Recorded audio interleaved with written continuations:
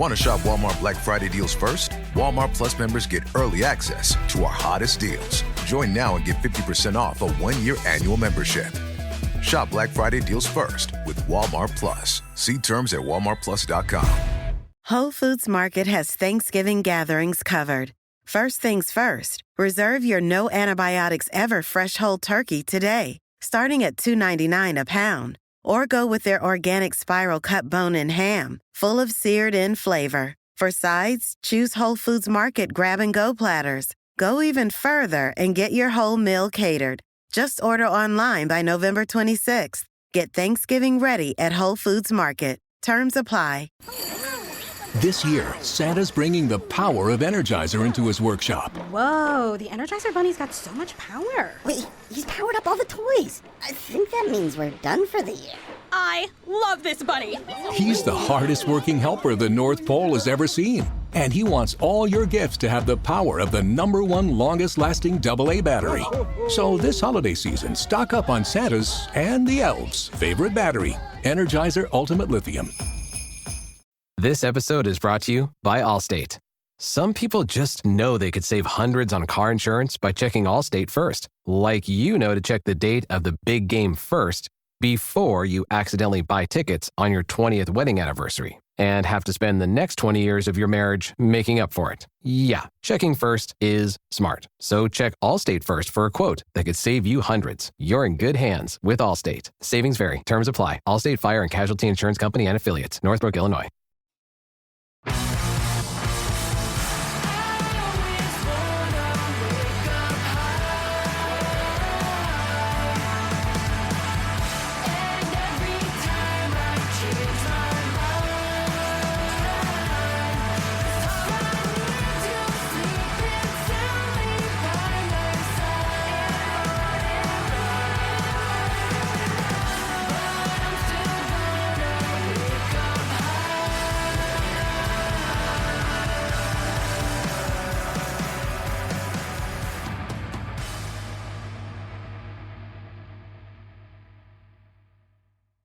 Hello and welcome to Islanders Anxiety from Lighthouse Hockey and the Fans First Sports Network. My name is Dan Saracini. Joining me on this Sunday afternoon via Zencaster is my friend Michael Leboff. And Mike, the Islanders, in an inverse of the last episode that we did, finished their week on a high note with a 3-1 regulation win over the St. Louis Blues at home on Saturday night, a much-needed regulation win, a much-needed home win. That's all good stuff. But the 2 games that preceded it, and really the 3 games that preceded it, one of which we talked about last week, they were more emblematic of the team this year, where they've blown leads, can't score. The Red Wings can't beat anybody, but for some reason they can beat the Islanders pretty easily. So even though we're feeling pretty good right now, they have a 4-game week coming up. And once again, the season is sort of on the brink for what feels like the second month in a row. Where are you right now with the Islanders following that win over the Blues on Saturday night? Yeah, season's been on the brink since game 1, really. Yeah. When the Islanders blew that game against Utah, it's just been pretty evident that this team is going to have to fight then for every point, and every defeat is going to feel like a referendum, and every win is going to put them back on path to being a contender. It's just the ebbs and flows of the season are exactly those. They're ebbs and flows, when what we've been hoping for all year was a sturdier, steadier seas through an 82-game season, and we're just not going to get that. It's pretty clear at this point. Yeah, the Islanders went out west on that trip, and usually you want those sections of the schedule, whether it's like the Western Canadian swing, a long homestand, or a perhaps like a 3-4 or 4-6. You want those, after those parts of the schedules are done, you want to have some answers. And with this team, you just don't get any. Like, there are no answers to be had here, and that's what's so frustrating. It's every game, just, it doesn't even provide more questions. It's just we have no idea where this is going, and we're not gonna find out until like game 80 at the very least, right? It feels like that's pretty clear, and so you just have to kind of keep that in mind as you're watching these games. Like, I'm not gonna get any hard and fast answers out of a 3-1 win over the Blues, Mm. because they have to play again in a couple nights, and that game could look a lot more like the Red Wings game, or it could look like the Canucks game, and you'll just be left more confused than you were when the puck dropped. And that's just the identity of this team right now is that they are here to they're here to confuse us. Really, like there's I I don't even try anymore to like formulate any thoughts or feelings before a game about how I think it's going to go, because they generally for the most part the games do follow like a similar script, but then there's like an 8-minute bout of chaos that usually ends up in the back of the Islanders net, or ends up with them losing, and they're impossible to spell out beforehand because you can't see the super specific self-inflicted bad luck that this team has.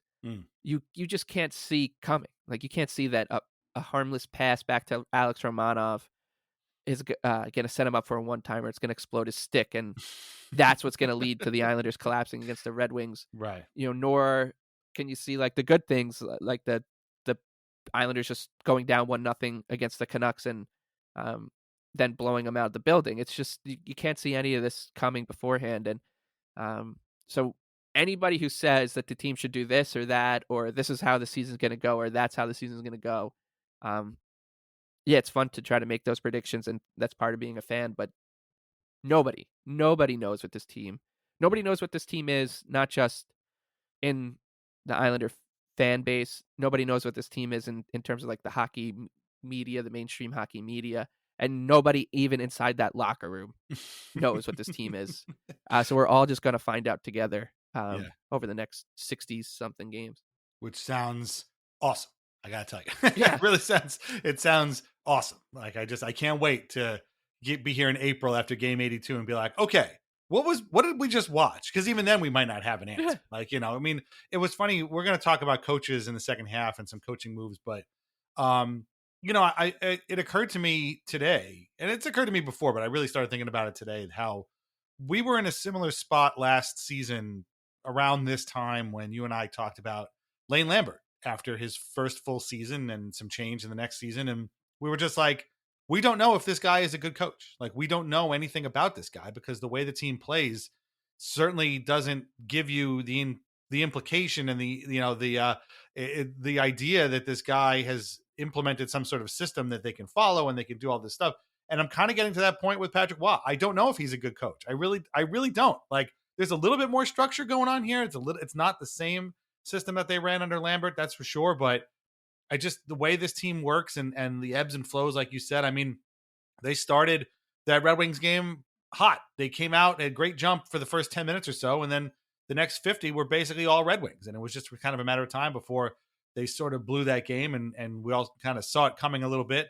The game against the Flames, which we're going to talk about, was pretty sloppy, played by both teams. It wasn't really, I don't think either team had the edge, but one team scored twice in a shootout and the other one didn't. And that was it. And so that was, the difference there. And then obviously the Blues game, I wouldn't say they blew them out, but it was nice that they actually got a nice home, regulation win, which is very, very rare. But I couldn't have seen that coming. I thought they were going to get blown out. And for a while, it looked like they were going to lose 1-0 or, 2-1 again. So it's impossible to know what this team is going to do. It's impossible to know what is being coached. Their special teams are still terrible. We're going to talk about that too in a little bit.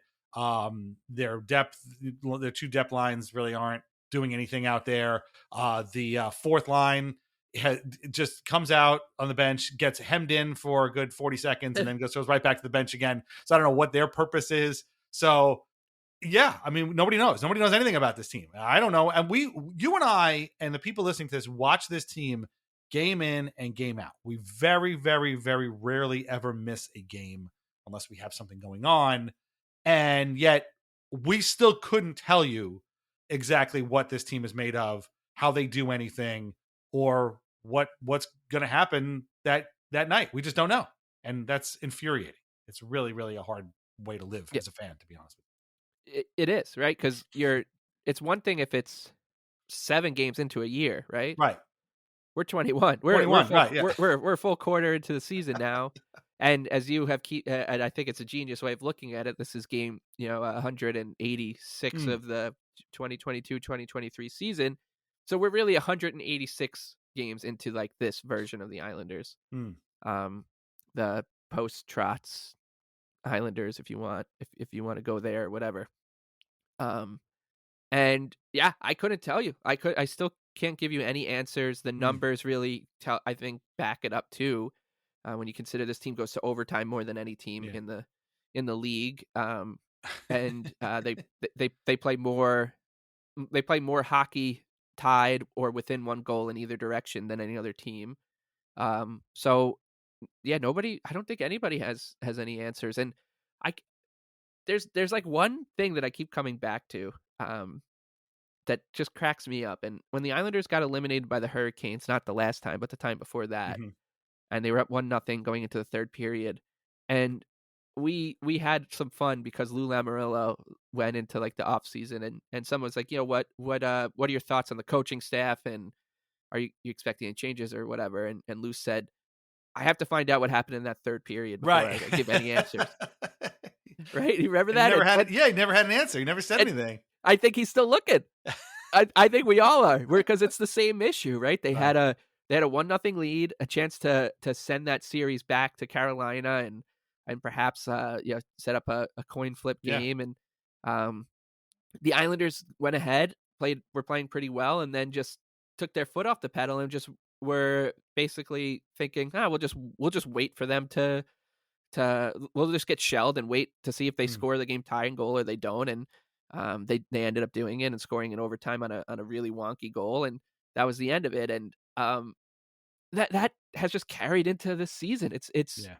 even down to how weird that game winning goal was from Paul Stastny, like just a Mm. shot that from a bad angle that hit off Sorokin's stick, I think it went in.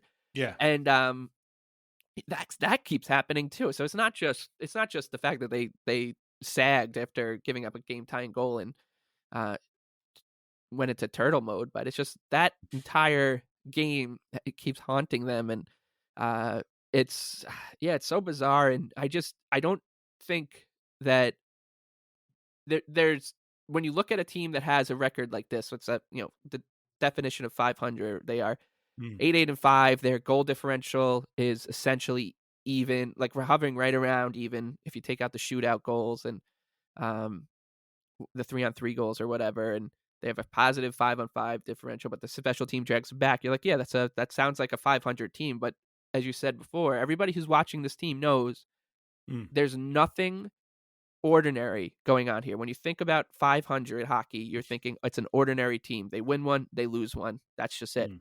There's nothing ordinary going on here at all. It's even the Blues game, which looked very run of the mill. If you parse through the box score of that game, you're like, oh, that's a 3-1 hockey game if I've ever seen one. Team goes up 2-0.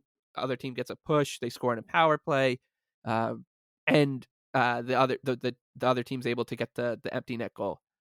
By the way, Kyle Palmieri celebration on that empty net goal was great because it looked like a team that just clinched a playoff series on an empty net goal, the way that he celebrated.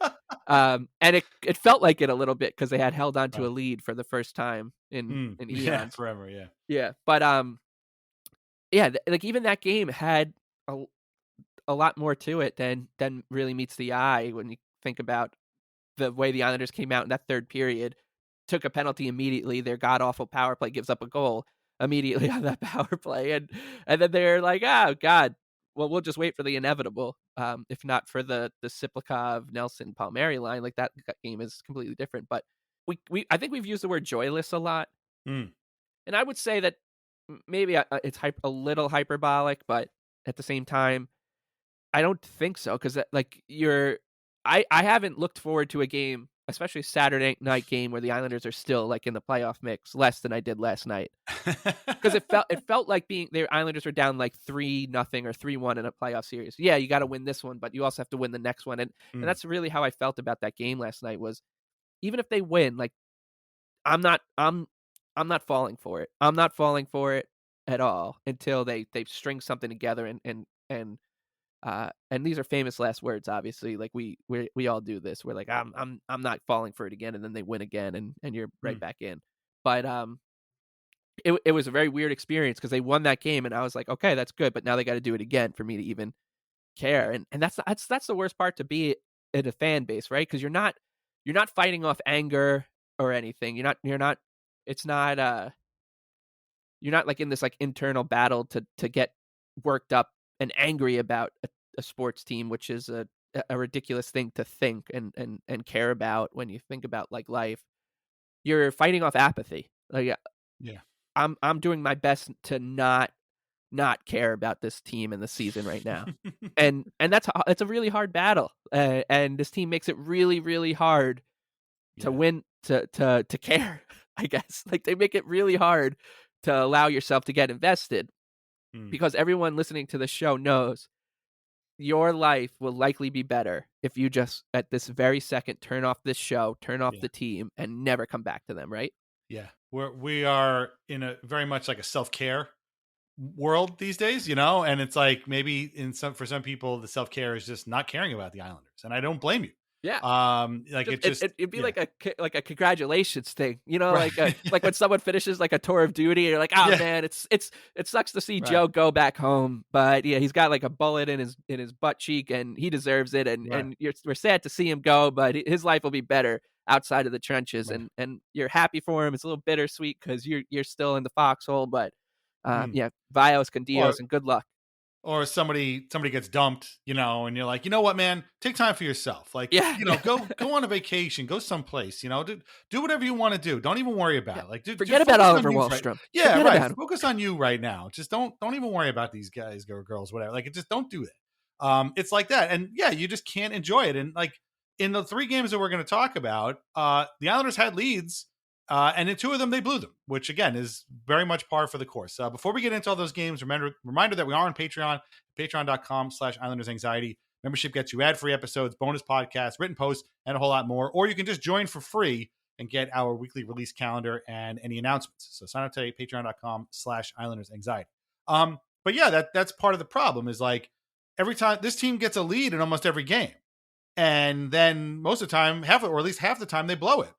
You can only see this movie so many times before it becomes like, I don't want to do this anymore. And this is even after a win. And I mean, we might as well start with that Blues game.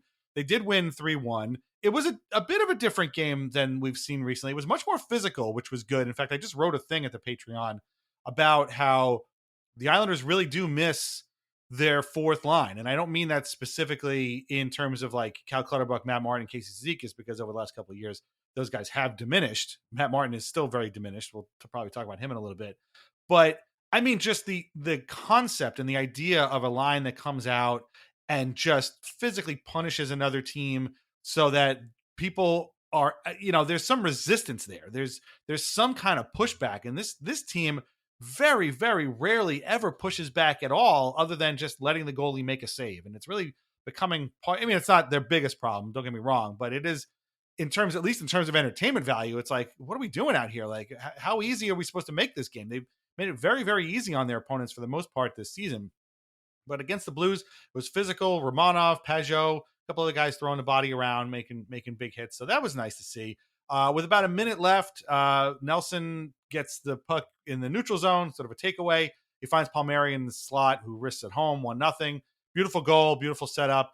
These 2 guys would combine for 5 points in this game, which was awesome to see. We'll talk about the other lines as we talk about this game. But in the second period, they were doing a lot of hanging on and kind of surviving. They got a late power play. Siplikov behind the net finds Nelson in the slot, who scores from his knees. Another really cool looking goal. It's 2-0. Ilya Sorokin was great late in that period, but you and I talked about this in our group chat. I could see people on social media talking about this. We knew it was coming, and like we knew what was going to happen. And I had texted you 90 seconds, at least less than 90 seconds into this third period, they will get a goal. And guess what? Isaiah George takes a penalty. 9 seconds into the power play, Jake Neighbors scores. And it's like, yep, here we go. Like, this is where it comes. And the Blues did turn it on for about half that third period.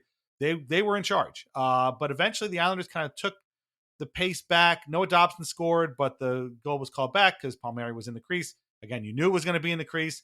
The Islanders' goal that they gave up the other day should have been taken off for a similar thing, but it wasn't. We knew this was going to come back. But again, the Islanders stayed poised. They stayed, for the most part, in control. They didn't let the Blues sort of take the game over. Nelson forced a turnover again, and Kyle Palmieri hit the empty net goal and celebrated, like you said, like they won a playoff series. Again, Ilya Sorokin was very, very good. He's taken a little bit of heat lately, but I mean, this team this is the first time they've scored more than 3 goals for him in God knows how long. So, I mean, I can't fault him too much for, when the team only scores 2, when the team only averages 2 goals in front of him, it's kind of hard. What's his name? Jordan Binnington had 28 saves. Shots ultimately were 31-25 Islanders. And yeah, Palmieri 2 points, Nelson 3, and Nelson, in a pretty cool twist, has now broken into the top 10 of Islanders scoring. He is tied with John Tonelli with, 544 points. It says Tonelli's 9 and Nelson's 10. I guess they're tied for 9th or 10th or whatever. This is kind of an enormous deal. And I don't think people really realize the importance of Brock Nelson. He's a quiet guy. He's got the sleepy eye thing going on.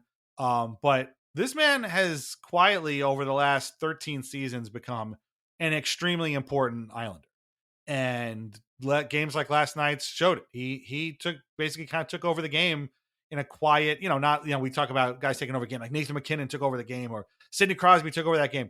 Nelson does it in a very quiet way. Before you know it, he ends the game with, a goal and 2 assists, and really was just, the first star of the game. I don't know if he was officially, but he was to me. And obviously his line was cooking. So this is kind of a cool thing. And you wanted to talk about this because this is a big deal. That it's not a joke that Brock Nelson is top 10 in this team's scoring list. I mean, he's next up is at once Tonelli. He passes Tonelli finally, which will be his next point.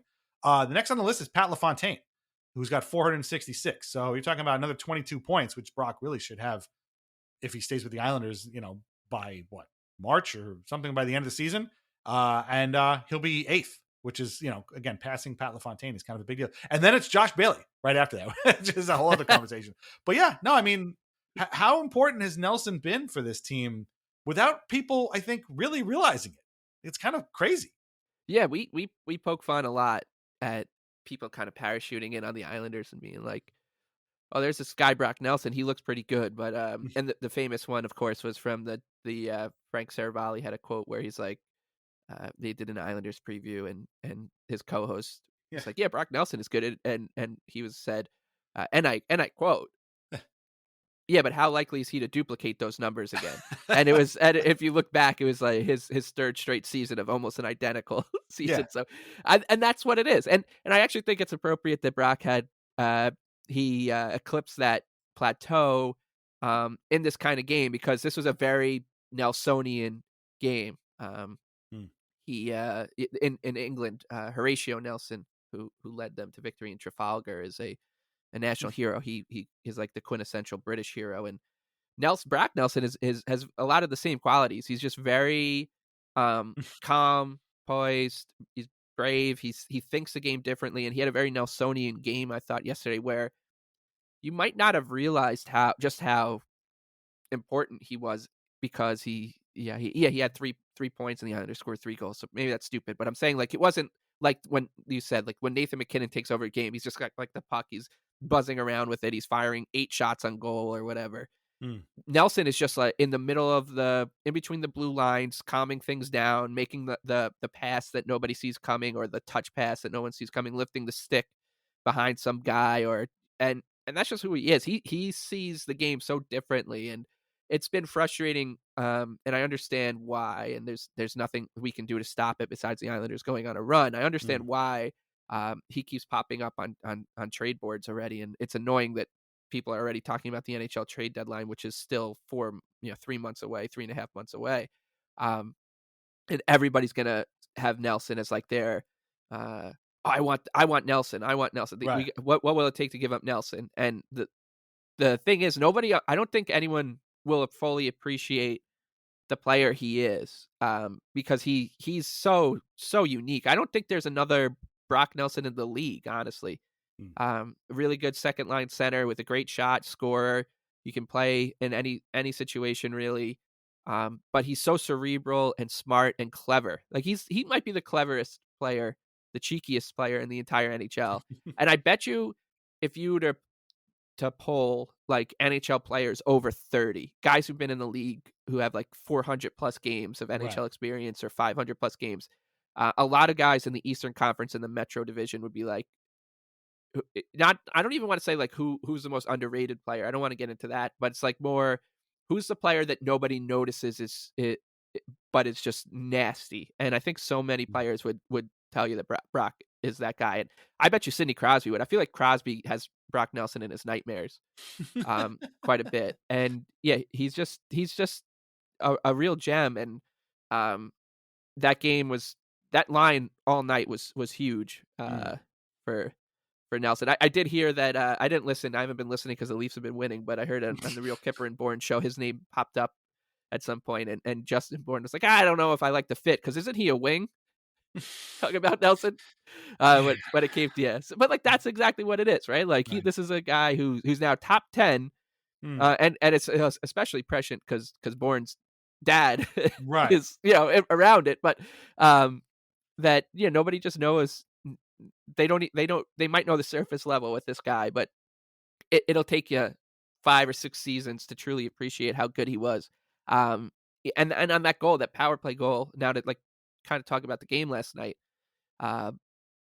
scores from his knees on, and I don't know if I would pass that puck to anybody. Maybe Horvat maybe would be the only other player on the Islanders, and there'd maybe be like 20 players in the league where if you're Max Siplikov, you see your guy just get cross-checked in the back and he's down on his knees. You're like, I could probably still pass it to him. He still might score. And Brock is definitely that guy for the Islanders. And it was I had 2 people point out to me after that goal that all preseason long and training camp long, we heard about how the power play was going to be better and different because Siplikov is so good below the red line.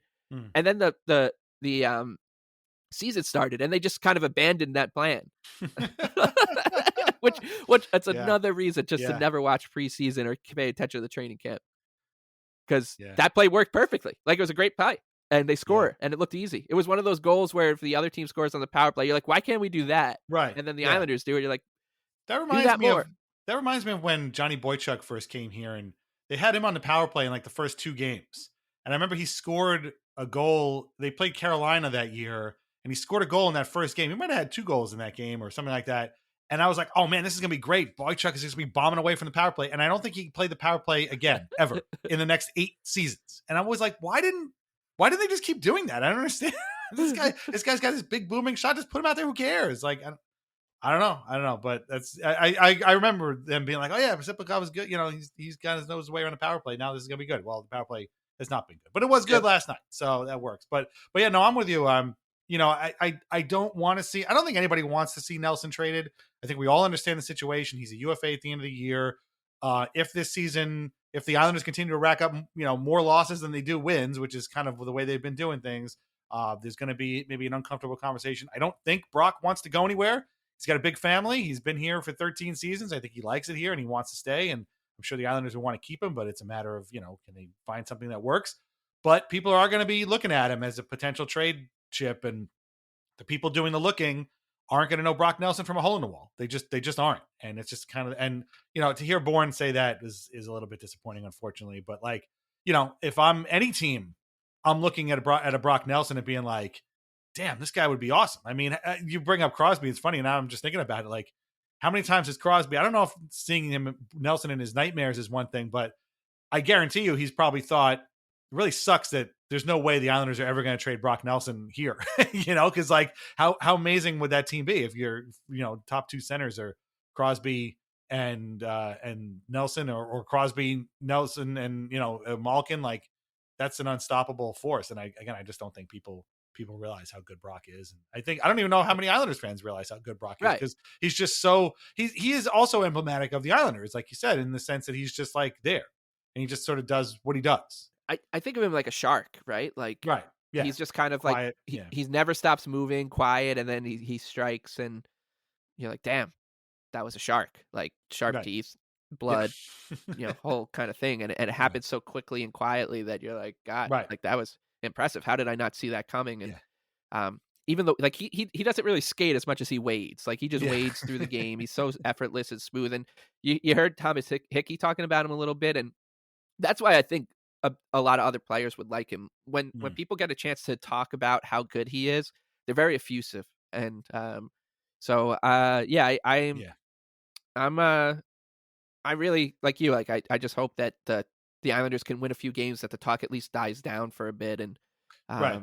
because I think that there's something it's going to be annoying because we talked about this a couple seasons ago about how and this is a particularly Torontonian um attitude where when they decide, oh, we want Brock Nelson, they already talk about him as if like it's happened. He's Like already he's on there. the team, Right. he's got his apartment in Toronto Right. and stuff and so you're gonna have to deal with that stuff. And the annoying part of that reality is that it's the Islanders' fault that as Yeah. fans we have to deal with it because they've blown these leads in and they've played like assholes too many times that um players like Brock Nelson are gonna be mentioned in these kind of articles for and Kyle Palmieri to another extent, but like it's gonna be annoying for us to deal with, but it's their fault that they are. Because if the Islanders were where they should be, if they were a normal team that could hold on to,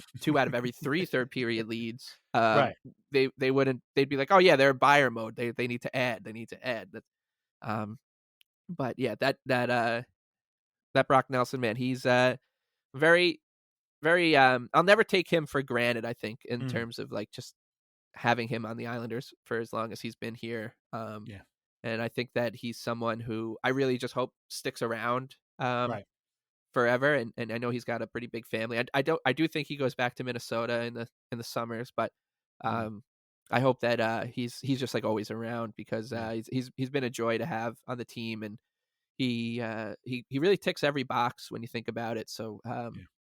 yeah, he's definitely not going to ever get his due in terms of uh from off the island, and but if they can hopefully do something special with him on the island, then he will become one of those true franchise legends. But Sure.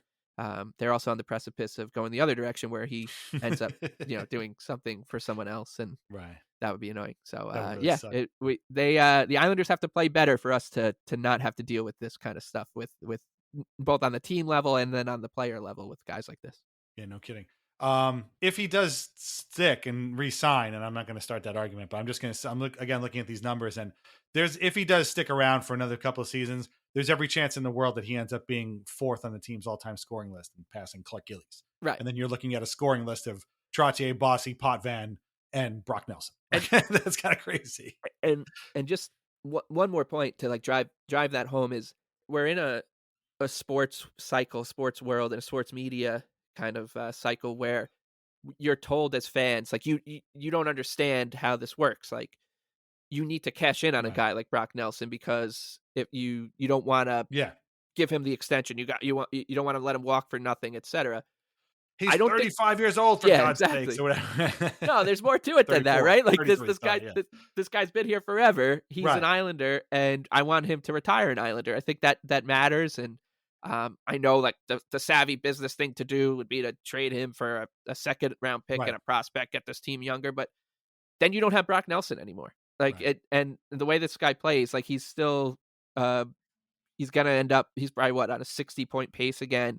Mm. He's on right now 32 30 goal goals, pace. yeah. Yeah, so and he hasn't even been like at the height of his powers yet. He hasn't Right. had one of his like true hot streaks yet. Maybe this is the start of one. So yeah, it's not like that. And the other thing too is like I don't think there's a and I knock on wood when I say this. I don't think that the choice here is it's not like a 3-part problem where it's either you trade him and you get something for him at the deadline, he walks for nothing, or he resigns. I think the options are pretty clear, right? It's either the Islanders are out of it and they trade him at the deadline and then he's gone, or he resigns. I don't think there's a situation where Brock Nelson walks for nothing in No. this situation, right? Like he's an Islander, so it's Yeah. either here or he gets traded. And so that's the other thing here. And there's nothing in his game that shows that he's going to drop off. So yeah, you're going to be told that the right thing to do would be to cash in, and if you believe in that, so that's fine. But I think it's a lot more complicated than that, especially with a player like this. Like he's clearly um, still at a pretty good pace right now, and he's 33, and nothing, at least right now, to show me that next season, if the season starts, you wouldn't expect much less of him, despite what Frank Saravalli maybe thinks. I was going to It's going to be so hard for him to duplicate it for the fifth time in a row. Well, I was going to say, if anybody from The Athletic hears this episode, they're going to be like, "What? Not trade him? What are you talking about? Yeah. Like, how could you do that? Look at him. You need to maximize." Yeah, okay, man. You go maximize. We'll enjoy podcast. One other thing before we move on to the other two games, it is important that we note that it was Hockey Fights Cancer Night on Saturday, and there was a young boy named Henry at the game who was an 8-year-old cancer survivor, and he asked that he wanted Brock Nelson to score a goal. And guess what? He delivered. And they made a big thing about it. They gave him a hat with all this autographs on it. And it was beautiful. It was a beautiful thing. And again, this is exactly what you're talking about. Like, okay, fine. Yeah, we could get a bunch of picks and some prospect or whatever for Brock Nelson. But like, then you're losing this. Like, you're losing this connection. And I'm the guy who was just on Blue Sky complaining that this team has sort of prioritized comfort and consistency rather than improvement all these years. I don't know if I've ever advocated getting rid of Brock Nelson. Like, I think this guy is worth keeping around. It's just they could have improved around him and kept him. But, you don't want to lose these types of interactions. The Islanders have let Brock Nelson down, I would say. Yes. Yeah. That makes sense. You could say that about Lee, too. Yeah, probably, exactly. Yeah. It's not. And Barzell, too. Right. Yeah.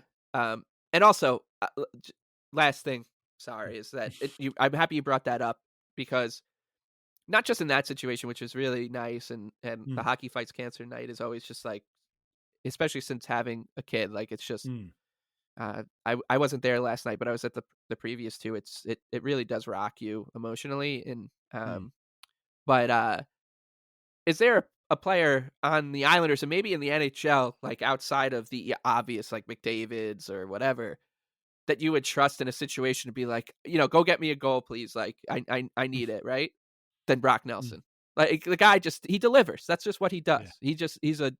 He's always delivered for this team, and I don't think that should just be summed up with the fact that he's here's his numbers, here's his contract situation, here's his age. Like, much more to this guy. Right. And then meets the eye, and that will be on the back of his hockey card. So right. Yeah, we definitely got it. We just like everyone else, we mention him.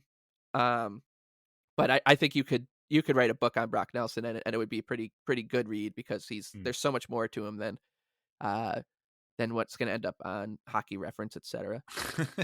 Well said. We do have 2 other games to talk about this week that were not as satisfying for anybody, Brock Nelson or otherwise. And I'm just going to lump them together because they were both 2-1 losses. They had a lot of similar DNA, although they kind of unfolded in different ways. One at least went to a shootout. The other one was ripped from the Islanders, just before the end of regulation, making it really, really, really awful. But these are the last 2 games on their road trip that they were on. They had won the first 2 in Edmonton, and they lost in Edmonton, but in overtime they had beaten Vancouver. They had lost in Seattle, right? They lost in Seattle again by blowing a lead. And so the game against the Calgary Flames was a bit of a tipping point. Like, you could, get a win here, and then finish strong in Detroit. You could lose here, and then it's really looking like a really bad road trip. And sure enough, they lost. It was a very low event game for the most part.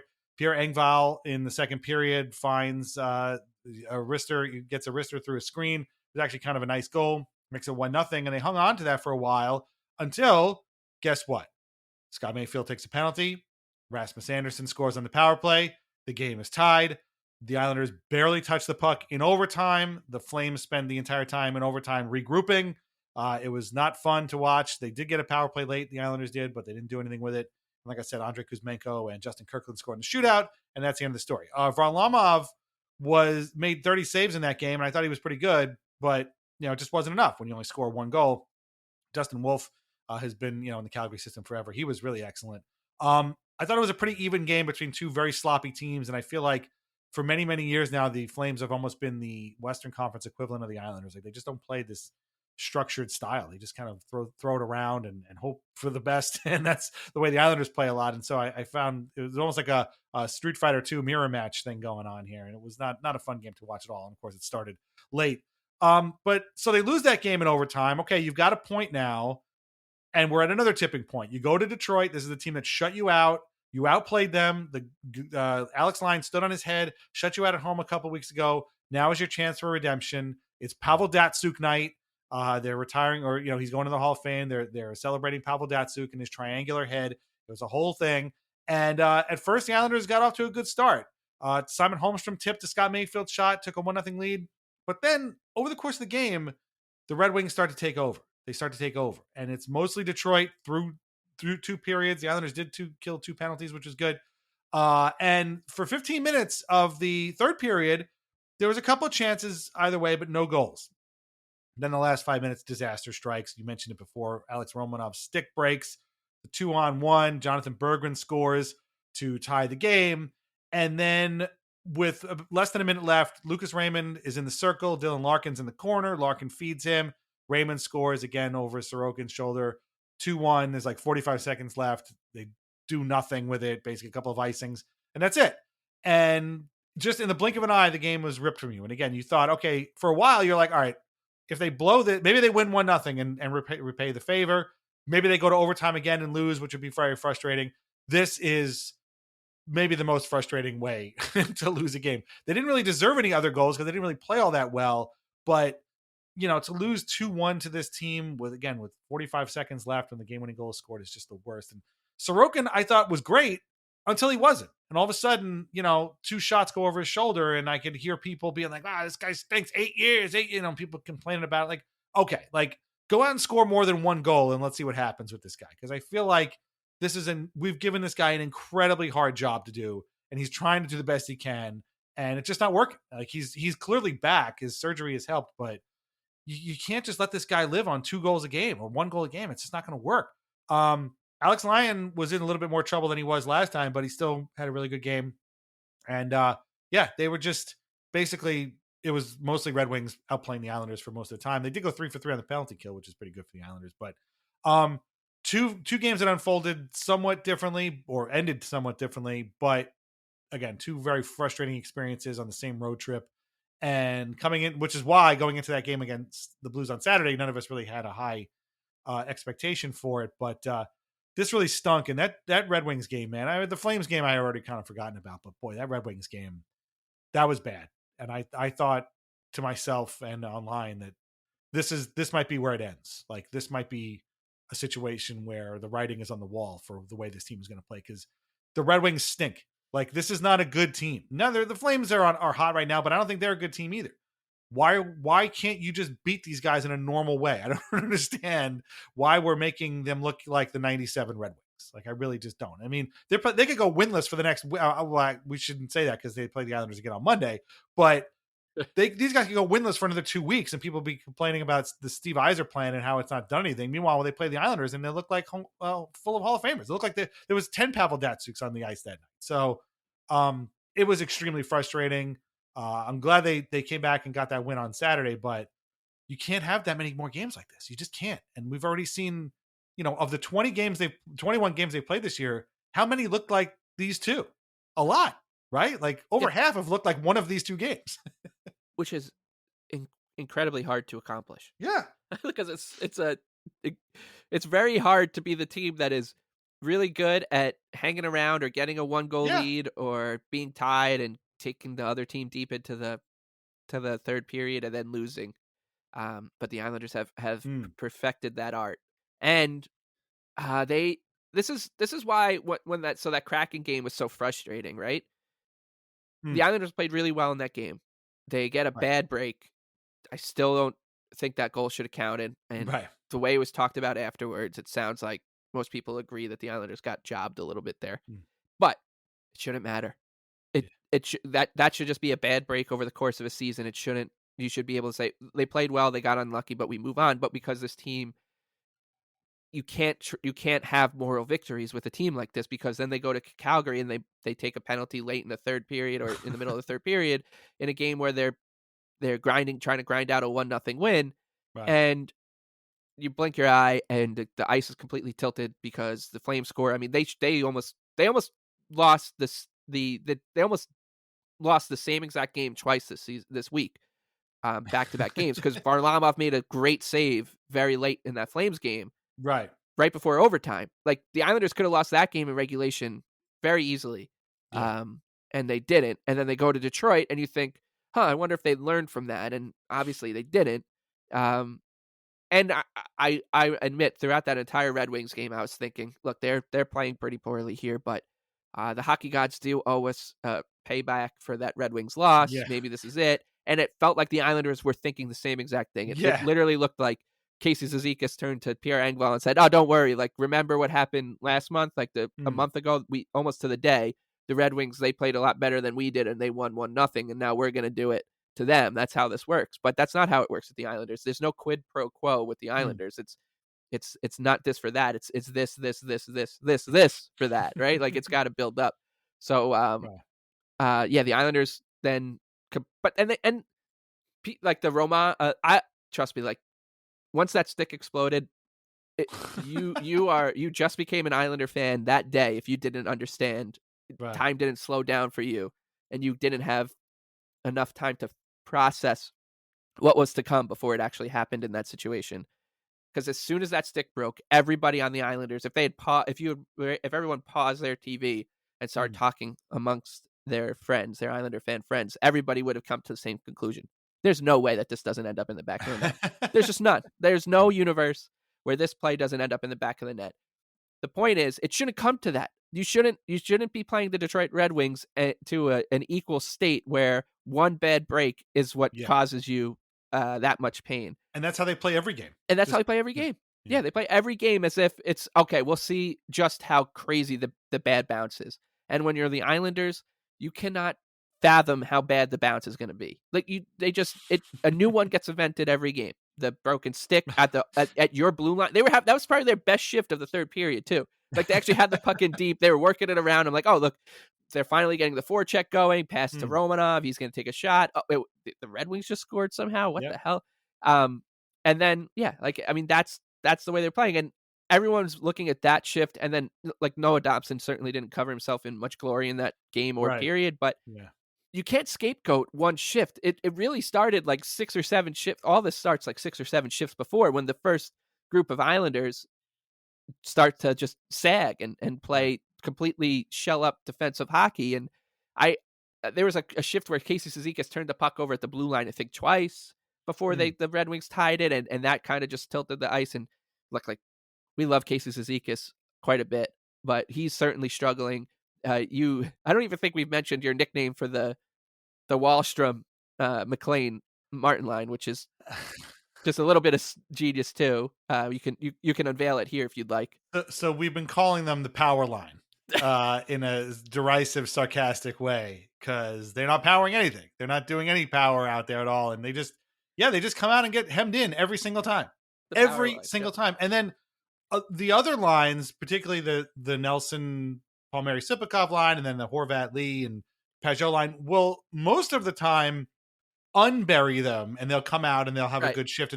But sometimes, and this happened against the Blues, the one getting hemmed in line, the power line getting hemmed in, just led to the first line getting hemmed in. And it was just like, at one point, actually a couple of points in that game, they just by their own choice, like, we're spending 45 seconds in their own zone, just like not wanting to go anywhere. Like, what are we doing here? That line, man, it's unplayable. And Juan knows it, because they only get like 5 minutes a game. And it's bad. It's bad. And we've been calling them the power line. I hope it doesn't stick, but I think we could all see why. It's not meant seriously, obviously. But I think the power line is such a ridiculous thing to have in this season of the NHL, because I think you have 2 players on that line who arguably are not NHL players. Right. And this isn't their Islanders are, they are decimated by injuries, but this is not an a forced error. This is the Islanders are making conscious decisions Right. to keep playing these three together. And I know they aren't giving up much in terms of goals against. I think it's like 2 versus 1. They have 1 goal scored for and 2 given up, but we can all see what's going on with when this line touches the ice, and they are such different players. Like Oliver Wahlstrom and Matt Martin, I don't think you can come up with 2 very, polar opposite NHL careers. It's the stats actually might end up looking the same, but not a good thing for number 26. And then McLean, I kind of feel for him a bit, like a little bit like JG Pajot last year. It just seems like he's getting saddled with a pretty rough assignment here and trying to.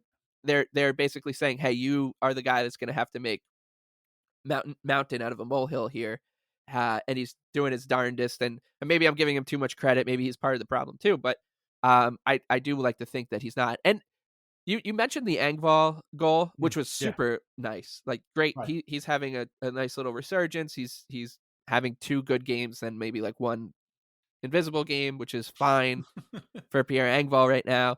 And it struck me when he made that play that he's basically Oliver Wahlstrom right now. Like he's like the good version of Oliver Wahlstrom right now. He's wants the puck on his stick when he's in the offensive zone, and every once in a while he'll make a play like that. He had his little 3-game goal streak to like dine out on. You just don't need another one in the lineup. And I know that they're not all that similar players, but in terms of what you're asking for from that role, he's giving it to you. They need to figure out the other issues on the bottom 6. Because like you said, the Siplikov, Nelson, Palmieri line, they've been brilliant all season. Horvat, Pajot, and Lee are doing their best with what their situation. And Engvall's been better. Holmstrom's up and down, but those are third line players. It's really the Cizikas, Martin, Wahlstrom, and I guess you can lump McLean in there right now too. Like those 4 spots on the roster need to be sorted because they're just not good enough. We keep talking about the margins. Like they're not good enough to be able to have, and their games are too tight to have a situation where Matt Martin, Oliver Wahlstrom, and Kyle McLean are on the ice with 6 minutes to go and they get hemmed in. And the Blues are able to work an icing and then get their first line out against them, because a lot of times that's going to end up in the back of your net. Islanders were lucky it didn't last night when, like you said, they basically were, it was a 10-on-0 because the 5 guys that were on the ice for the Islanders just swapped shirts and were playing for the Blues for a bit. Yeah. So they got to get that sorted. It's rough, man. I'm trying to figure out why there's no more, like, I guess the problems with the Islanders are so much more headline grabbing, blowing third period leads, etc. Yeah. That it takes a little while to get to the third and fourth line right now. But please sort that one out before it becomes too late. Like, let's get ahead of this thing. I don't know. I don't know what the answer is, because that's part of the issue with this entire season was, what do you see changing here besides the Islanders getting healthy when Barzal and Duclair are back in a month? Like what's going to help them out here? Yeah. I don't know. Right. Yeah.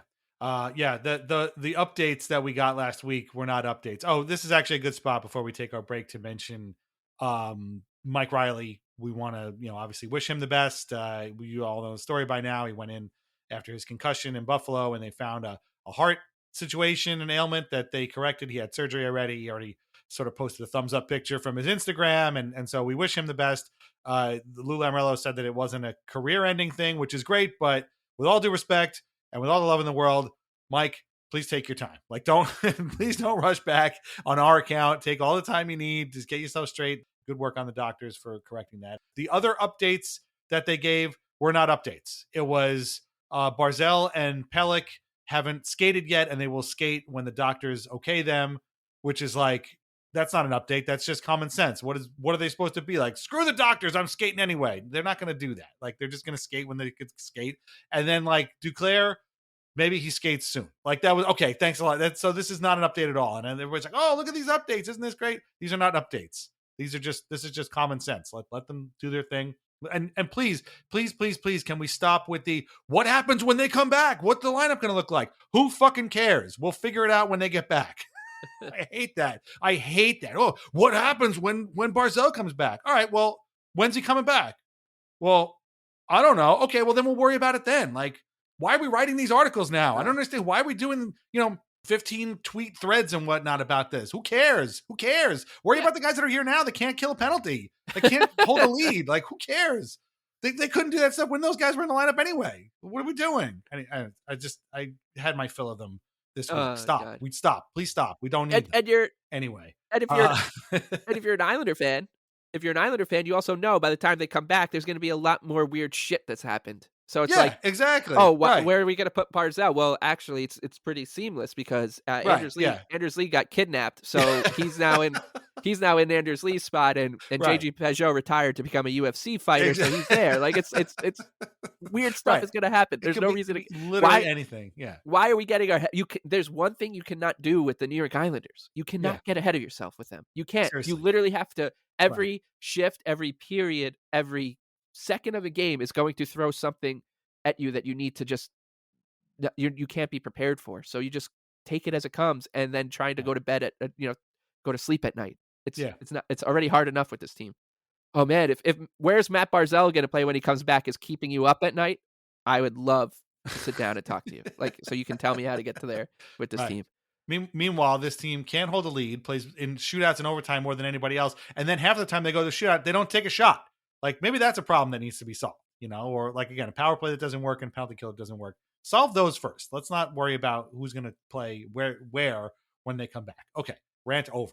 We're going to take a break. We're going to come back and look at the week ahead, which has another bunch of games that, again, could make or break the season. And then some breaking news from this morning on the coaching front, which is kind of funny and sort of, I guess, involve the Islanders a little bit tangentially. So meet us on the other side. Thanks. And now a word from our sponsors.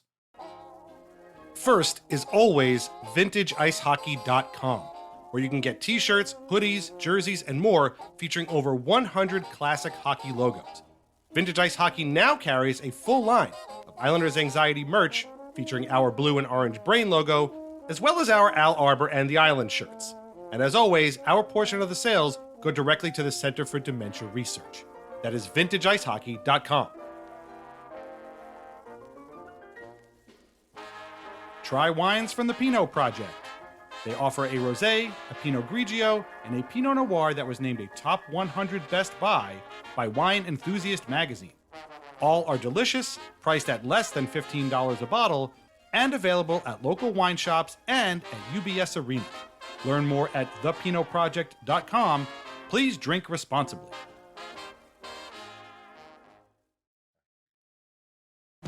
Looking for a pickup truck to get just about anything done? Look no further.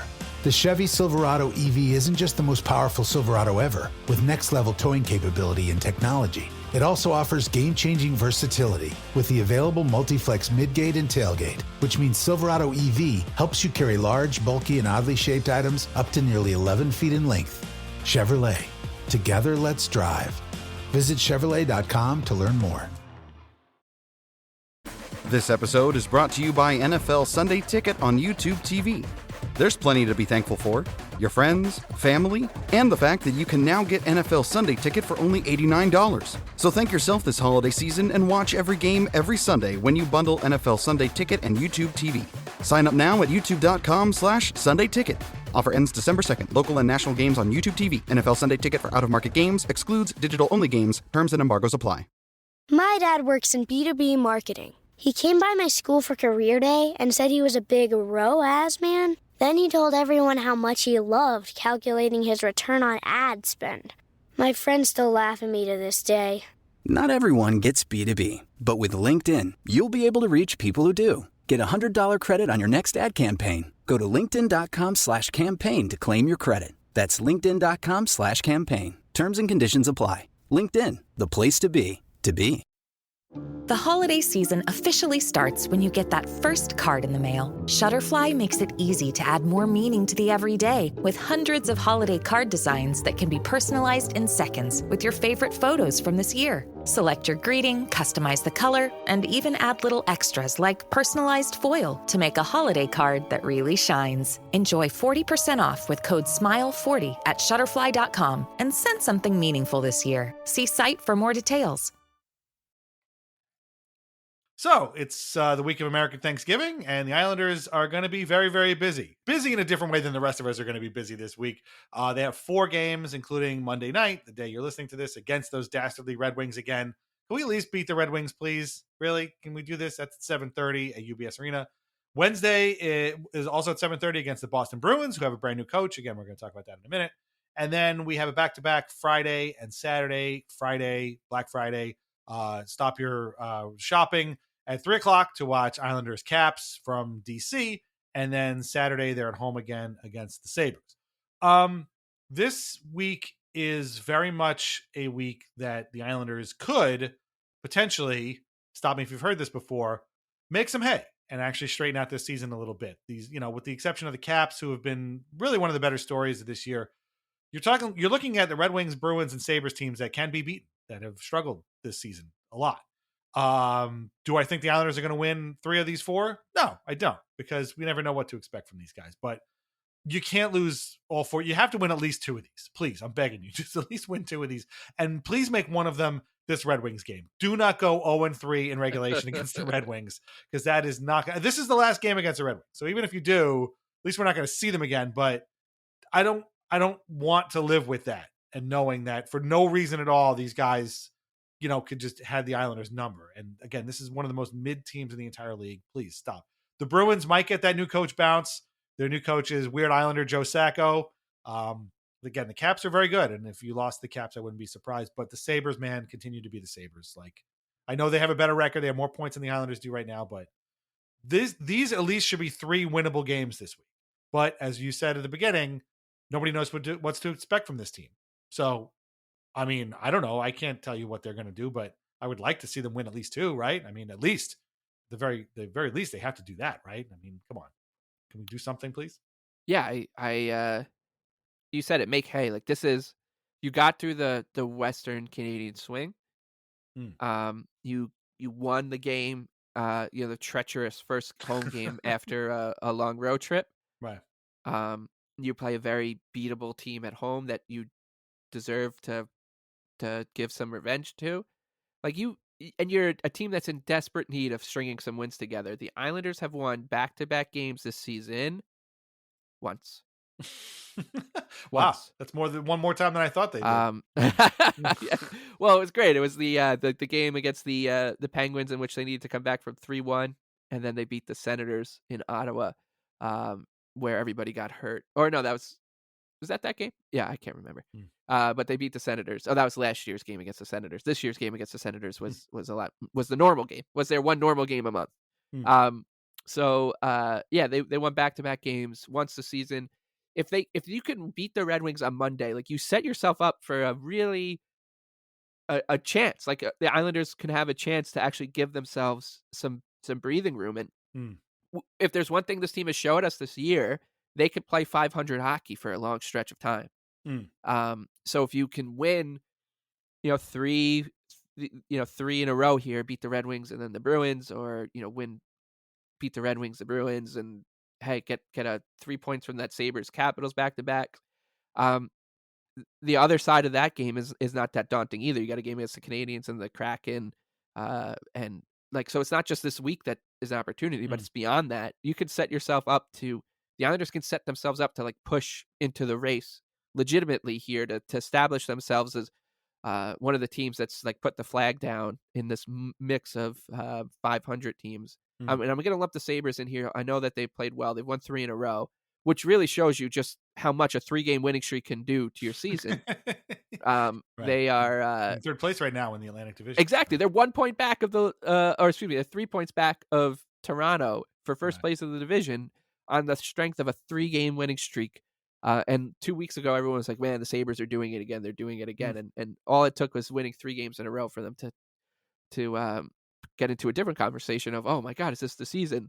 So if the Islanders can do that, and they can start to climb up the standings a little bit, the conversation could completely change, and they have an opportunity to play those same Sabres. And they're also playing teams around them in the standings. And I actually want to throw Washington in here, because I don't look, the Capitals have played legitimately well all season and deserve credit, but I don't think anyone is expecting them to keep up the pace that they played at. I should point out that Alex Ovechkin is hurt. He was 1 minute he's chasing Gretzky's record and looks like he's going to do it this year, and the next day he's got a broken or a sprained fibula.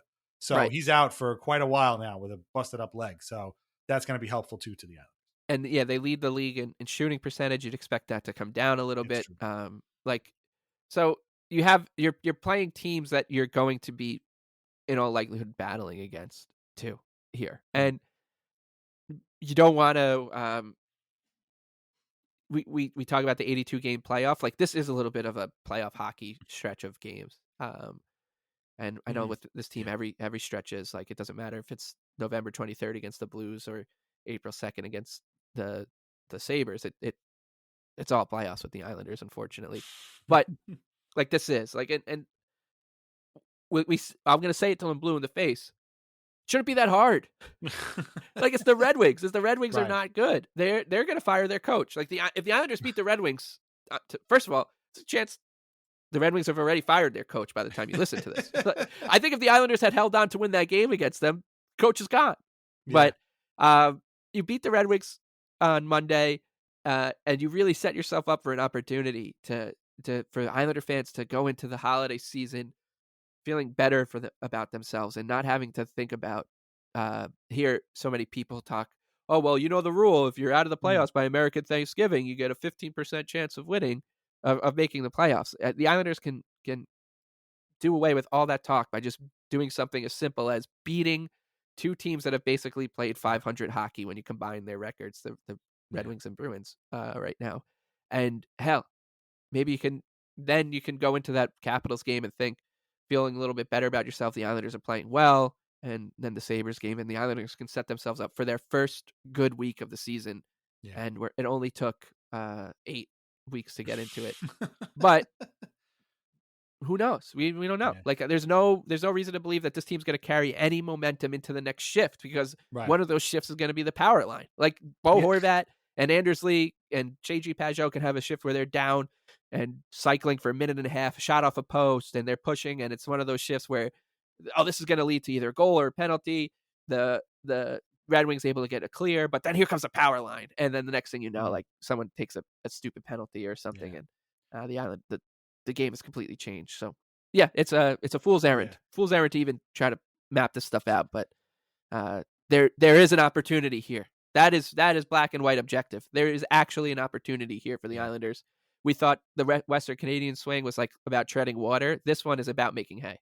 Yeah, and I feel like we've been saying that for years and years, but I mean, you look at the East right now, and aside from the Leafs, Devils, Hurricanes, Rangers, and Caps, who we talked about again without Ovechkin now, everybody else, man, is just kind of around the same record. You know, the Sabres are 11-9-1, the Bruins are 10-9-3, the Lightning are 10-7-2, the Red Wings and Senators are 8-10-2 and 8-11-1, and it's like, these are all kind of the same records. Obviously, the Islanders, again, are 8-8-5. Even the Blue Jackets are 9-9-2. Like, these are all very similar records. There's no reason why you guys can't beat some of these teams. But the problem is, they keep finding ways to lose games that they could win. And like you said before, and like we've seen time and again over the last couple of seasons, they play and they're on that razor's edge, and, you know, they have a lead, and all it takes is one broken stick or one power play goal or one mistake that just leads to a tie game and then an eventual collapse. And it's just, you can't do that. And I don't think they're trying to win games 2-1, but they just keep kind of going back to that same script, and it's just got to stop at some point. You got to put up more goals. You got to make something happen against teams that you can beat. You know, I'm sure they're looking at the Islanders like, I mean, this team is weird, but like, we could, you know, they can still come at us and they can still beat us. I don't think the Red Wings are taking those 2 games that they won and being like, yeah, we own these guys. Like, I think they know as well as anybody that they could have just as easily lost both of those games as they won them, that they just walked out on top. And so the Islanders need to, at some point, change their mentality and start to take it to some of these teams. And no time like the present. But again, I feel like that's something we've been asking a lot for. So we shall see. You know, again, win at least 2 of these, please, at the very least. If you can get a third one in there, or like you said, 3 points out of that back-to-back would be great. But any final thoughts on these 4 games here before we move on to the coaching situation?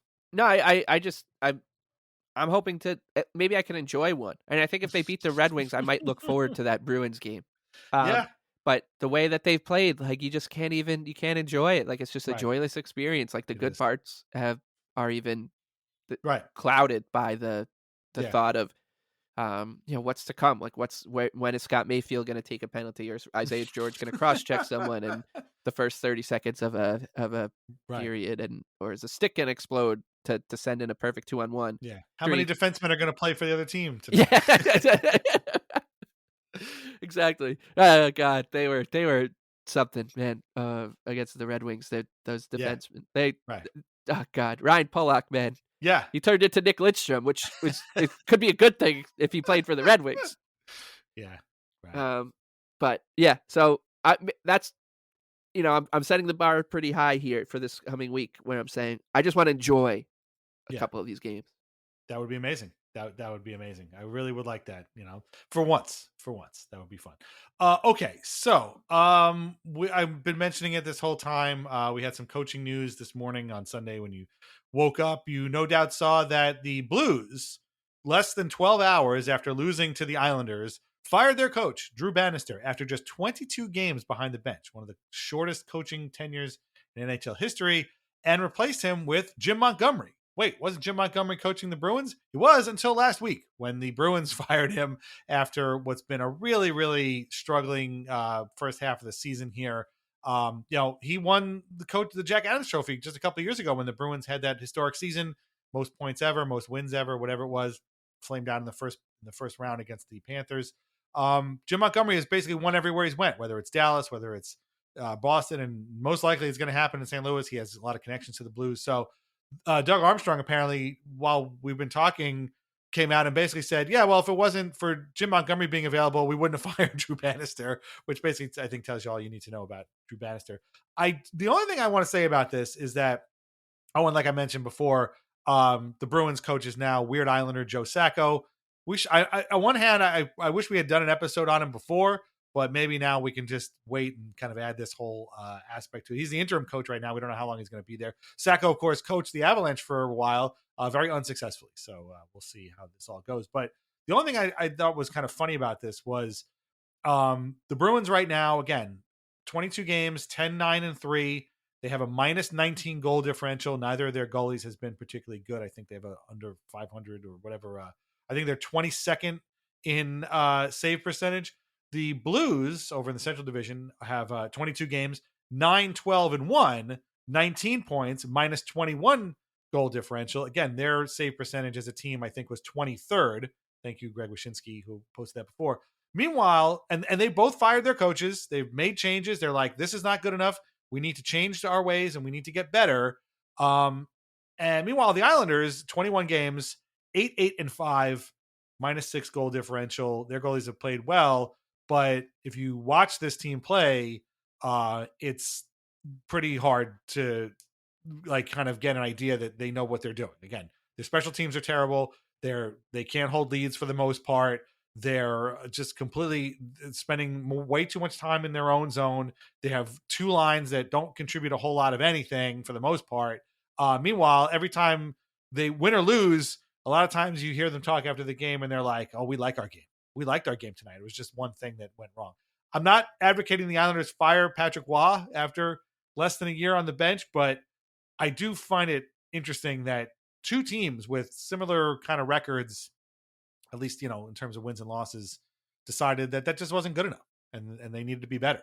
Meanwhile, with the Islanders, it's like, no, I liked our game, even though we lost 2-1 to the Red Wings, in the final 5 minutes and giving up 2 goals in the final 5 minutes. I don't know if he said that after that game, but I know he said it before in the past. So I just kind of find it funny that for some teams, good isn't good enough. And, these teams had been not really good, but not really bad. And that just wasn't going to fly. Meanwhile, the Islanders have been, I hate using the phrase mushy middle, but they've been in this very strange limbo. We've been talking about this whole time for 2+ seasons now. And apparently that's just totally fine. Everybody's good. I don't know what they can change, but nobody seems to be in a hurry to change anything. So I guess we're just going to have to live here until something does change. But what did you make of this? First of all, what did you think this morning when you woke up and you're like, wait, the Blues fired their coach right after losing to the Islanders? That's actually kind of funny. And bringing in Jim Montgomery, going back to the Montgomery thing was kind of shocking. Like, I don't think anybody thought that the Bruins the change they were going to make was to be fire Jim Montgomery, but apparently it was, which is kind of crazy. Well, the first thing, I tip my cap to the Blues, because now the Rangers get to deal with a new coach bounce. They play the Blues in really Jim Montgomery's debut. So it'll be the first time ever where like a coach is just he gets like kicked out of a game or something. The Rangers, by the way, have lost 2 in a row, and I know, crazy. Rome is burning. They don't know how to handle a 2-game losing streak, brother. Man, let me tell you, I'll teach you how. It's you just live your life. You go to work the next day. You go to sleep at night, and that's it. But that fan base just doesn't know how to handle anything that isn't given to them on a silver plate. It's hilarious to watch. But this is a segment about the coaches and not the Rangers. And yeah, I thought it was funny to see Drew Bannister coach was fired. And I can't think of a better time to fire a coach than when you let the Islanders hold on to a third period lead like that. So, and I'll give the Blues some credit here too. Because there was a lot of, you always hear it. How many times have we heard already? Oh man, one of the reasons the Penguins might not fire Mike Sullivan is because if he gets fired, like the Red Wings will scoop him up right away. And that stuff just never happens. It's one of those things in hockey. It's like he's going to get traded at the trade deadline. Then he's going to come back and sign with this team. And it just very rarely happens. Maybe they'll offer sheet him. The offer sheets. The offer sheet. It's all these things that are conjured up by. I was so upset when an actual sign and trade went down. That was the Matthew Tkachuk deal to Florida was a sign and trade, and I was like, oh man, I can't believe it actually happened, because this whole time Pierre LeBrun had been talking about it for 10 years and it never happened before. Yeah, Pierre needed a defibrillator when that happened. Or when what happened with the soft season with the Hurricanes, they like laundered money somehow through a contract or whatever. Oh, right. Someone deferred money, whatever it was. And this is going to be the way. And everyone's like, oh my God. Sounds like homework to try to figure out what this means for me as a fan. I don't want to deal with that. But I do give them credit because, like if when the Islanders had Lane Lambert and if Jim Montgomery was fired or something, I'd be like, oh, just fire him and go. I'll drive to pick him. It was like when Dean Evison was fired. I was like, why don't we just go get him? Just go get him. Yeah. He's already there. So I give them credit for actually doing it. And it does seem like a lot of NHL teams just don't do that way. And I wonder if they had thought maybe the Red Wings were about to do it or something, and that's why it happened. But and to your point, I think that the Islanders actually I think Wah and I'm definitely still in like I say it all the time. I still can't believe like Patrick Wah is not just the Islanders head coach, but like he's an Islander. Like Patrick Wah is on Long Island living here. It's so hard to get around if you grew up as a hockey fan when we did. But it's I like having him as the head coach for. I think he does a pretty good job with what the Islanders have and whatever. But I also think part of what I love about it is he's a serial winner. Like this guy just won and was the best at his craft for so long, and he'd win Stanley Cups with his eyes closed. He won Stanley Cups with the Canadiens. He won Stanley Cups with the Avalanche. And then he comes here, and I know he had one rough season with the Avalanche, but that was like a rebuilding team. But he comes to Long Island and sees like the specific way the Islanders can hurt you. And it must just be eye-opening for a player like that. It'd be like Nick Lidstrom coming to the Islanders being like, wait a minute. That guy's stick just broke. And now we're defending a 2-on-1 and we're going to blow this game. Like how that happens to other I'm always on the other side of this stuff happening. Or when they went to Montreal last year and they fought they played pretty well. They fought back to tie the game, and then 30 seconds later, Pierre Engvall sets up Cole Caulfield or whoever on a one-timer in the slot. And you're like, Patrick Waugh just must be so freaking confused because that stuff just didn't happen to the teams he played for. And now he's watching it not only happen to the Islanders once every couple of weeks, but every Tuesday, Thursday, and Saturday it happens to the guy. It's a relentless, Patrick. Let us tell you, if you play for a losing team or a loser team or a cursed team like this, it's relentless. It's the relentlessness of it that makes you watch the Islanders blow a game like they did to the Red Wings, and you're not even mad. You're just kind of you just exist for like a couple hours in silence, and that is much worse than being mad. Yeah,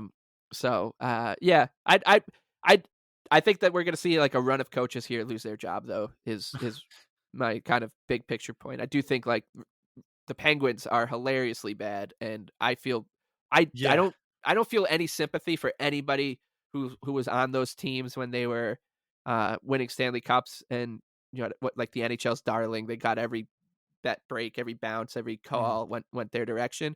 But I'm getting closer than I feel comfortable with for Mike Sullivan, because I feel like he just fired the guy so we can stop talking about it.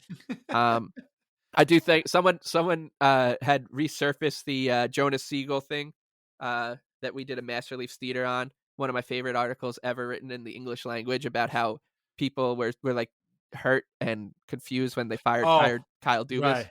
They were in mourning, and now he's in Penguins and Penguin land, and it's just like melting down around him. And I really need Jonas's thoughts on that. But he's got to let Mike Sullivan. Like, I think Sullivan will probably be gone by Christmas. I think Lalonde is probably gone by Christmas. I mean, hell, who knows about Marty St. Louis? The Canadian season's been crazy. Right. I wonder how long Greg Cronin is going to last in Anaheim. Some weird stuff came out about how the locker room there doesn't like him or whatever. So who knows about Greg Cronin? But there's going to be a run of coaches here. Like, but if the Islanders are not on stable footing at all, but the things are happening around them, and that's why I think this week is a big opportunity to get themselves out of that. You said the mushy middle, right? And that implies there's a lot of teams like them. And when you look at their record, but there really is no team that is playing to this record, getting to this record the way they are. So if they could just sort out a couple of the weird things that are bugging them, they can get out of that conversation. They could be one of the teams that's not mentioned about hot seats and trade deadlines or whatever. And they could just be in the NHL for the first time in a couple of seasons. They could just be a part of the league and a normal team that's winning, getting 6 out of every 10 points in a normal fashion. And people are like, oh, maybe they'll trade for they need a depth forward. Maybe they're going to go get a fourth liner at the trade deadline and add, rather than what we've been hearing. So, hopefully they can fight themselves out of the mess. It's really more of a mess than a mush, right? Like, just get out of the mess. Let us look forward to the games during the holiday season. But that's asking way too much. So I'll see you.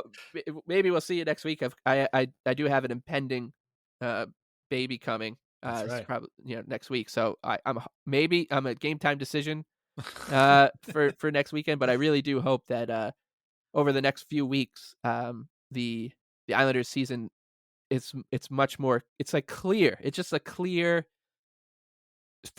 I don't even want to say fulfilling, but enjoyable, maybe bordering on enjoyable. But we know where the team's going, and we feel a part of the league again. Because right now we don't. We're just not.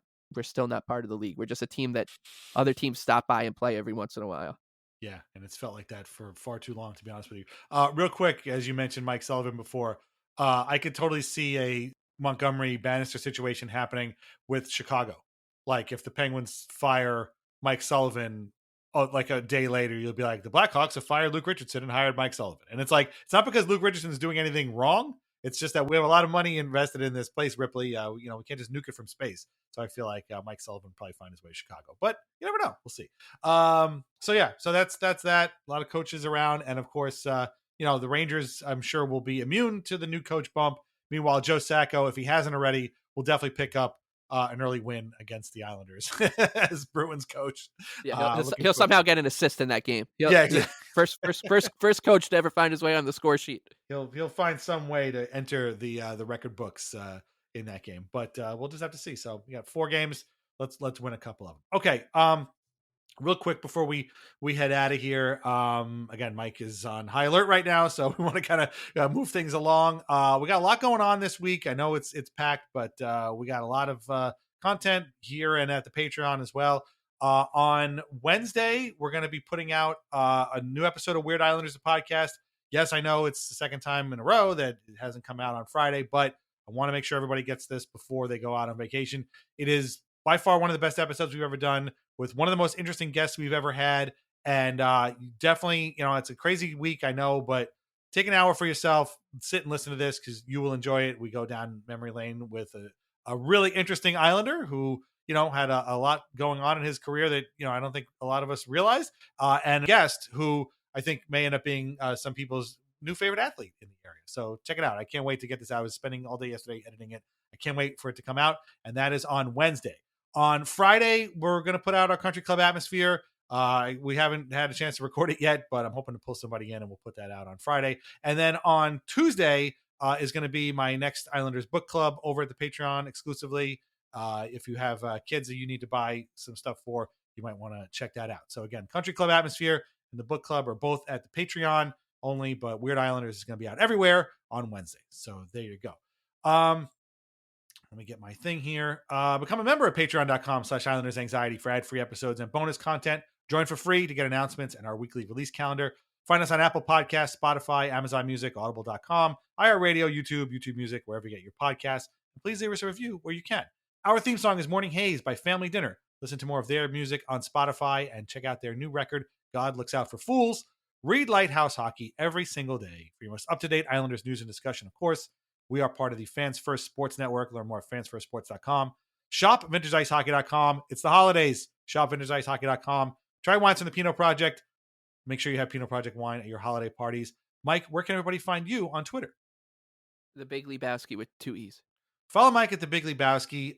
Some personal news from me regarding Twitter. I'm going to be logging out of my account and the Isles Anxiety Pod account on December 1st.